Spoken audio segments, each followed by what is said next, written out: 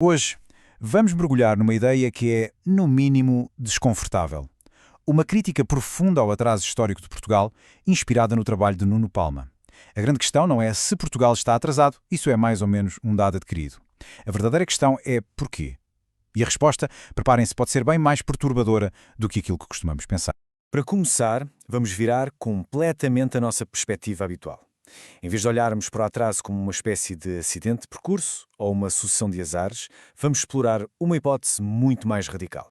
Pensem bem nisto. E se o nosso subdesenvolvimento não o for, de todo, um problema à espera de solução, mas sim um sistema? Um sistema estável, um equilíbrio que se alimenta a si próprio. Esta pergunta, só por si, muda as regras do jogo. Transforma o que parece ser um erro crónico num mecanismo que, para alguns, até funciona. E aqui está o conceito-chave, o atraso como um ponto de equilíbrio. A ideia é que certas instituições, chamemos-lhes extrativas, criaram um autêntico círculo vicioso. E este sistema, apesar de ser péssimo para o país no seu todo, é incrivelmente resiliente. Porquê? Porque serve os interesses de uma pequena elite que, claro, não tem o mínimo incentivo para o alterar. Ok, mas para percebermos como é que este equilíbrio se montou, temos de fazer uma viagem no tempo. Temos de ir à procura das raízes históricas. E elas não são de agora. Estão bem fundas no nosso passado, especialmente a partir do século XVIII. A nossa análise baseia-se muito neste trabalho fundamental. O que Nuno Palma faz é usar dados, factos económicos e uma análise institucional muito rigorosa para desmontar velhos mitos e dar-nos uma perspectiva completamente nova sobre as verdadeiras causas do nosso atraso. E que melhor exemplo destas instituições extrativas do que a governação do Marquês de Pombal? Esta descrição, feita na própria época, pinta um retrato muito claro do tipo de poder que foi ali consolidado. Um poder que não tinha como objetivo o desenvolvimento do país, mas sim a extração de riqueza e, claro, a eliminação brutal de qualquer rival. Este contraste visual diz quase tudo. De um lado, o conhecimento, a ciência, a possibilidade de progresso. Do outro, a demonstração mais crua e violenta do poder. O regime pombalino não teve dúvidas sobre o que escolher. Desmagou a oposição e, com ela, destruiu as redes de conhecimento que podiam, quem sabe, ter levado o país por outro caminho. E atenção, isto não foram ações vagas.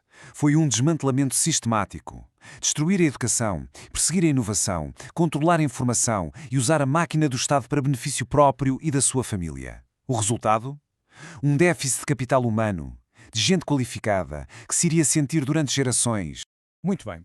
O diagnóstico histórico está mais ou menos feito. Mas a parte mais intrigante e talvez mais deprimente é outra.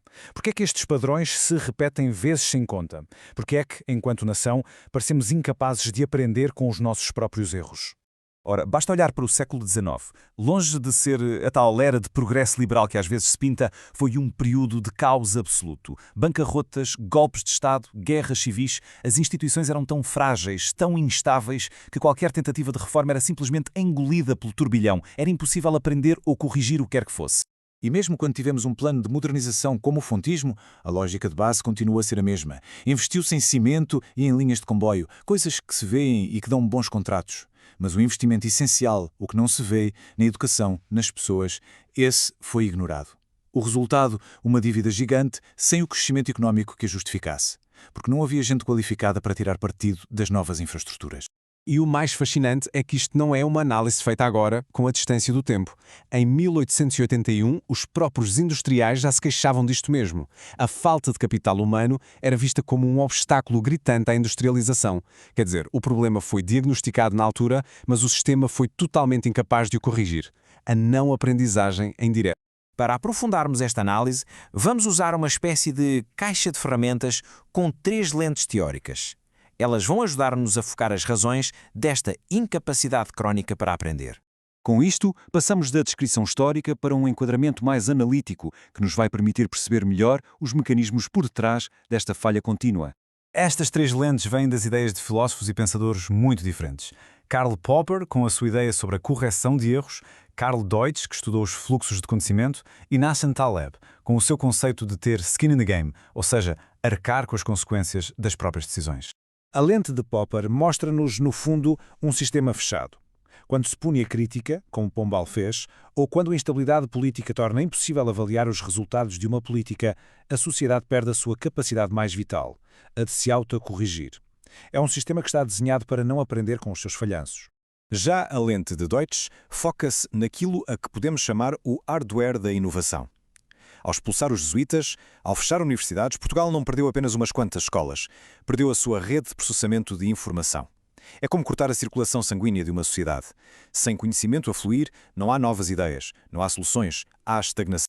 Esta metáfora é incrivelmente poderosa e introduz a nossa terceira lente. Descreve um sistema que é gerido por uma elite que toma decisões de altíssimo risco, mas que está completamente protegida e isolada das suas consequências negativas. E aqui temos a ilustração perfeita do conceito de Taleb. As elites são os tais pilotos sem paraquedas. Elas ficam com os lucros e os benefícios quando as coisas correm bem. Mas quando o avião se despenha, quem paga a fatura, quem arca com o risco, é sempre o Zé Povinho, o povo. Sem ter a pele em jogo, não há qualquer incentivo para ter prudência ou para aprender com os erros. Ok, até agora vimos o hardware institucional, as regras, as estruturas, mas falta analisar o software, ou seja, a mentalidade que faz este sistema funcionar, que o ajuda a perpetuar-se. E aqui entra um conceito crucial, o provincianismo. Mas atenção, isto não é uma característica do povo, é um diagnóstico da mentalidade da élite. É uma incapacidade crónica de olhar para dentro, de gerar soluções próprias e, talvez o mais importante, de fazer uma autocrítica séria e honesta. E estes traços criam mais um ciclo vicioso. Em vez de se inovar, copia-se o que vem de fora, muitas vezes de forma completamente desenquadrada. Evita-se a autocrítica a todo o custo, porque isso abana o status quo, e há uma crença quase religiosa de que a salvação virá sempre de uma solução importada, o que, claro, nos impede de desenvolver as nossas próprias capacidades. Tudo isto converge para a grande conclusão, para uma pergunta final que resume todo este diagnóstico histórico, institucional e agora cognitivo. No fim de contas, a questão é mesmo esta. O sistema do atraso como equilíbrio é estável e, para alguns, até é confortável. Mudar a sério implica risco, implica autocrítica, implica uma redistribuição de poder. E a pergunta que fica no ar, e que esta análise nos obriga a fazer, é se existe uma vontade coletiva genuína para quebrar este ciclo, ou se, no fundo, preferimos continuar apenas a gerir o atraso, numa forma cada vez mais sofisticada.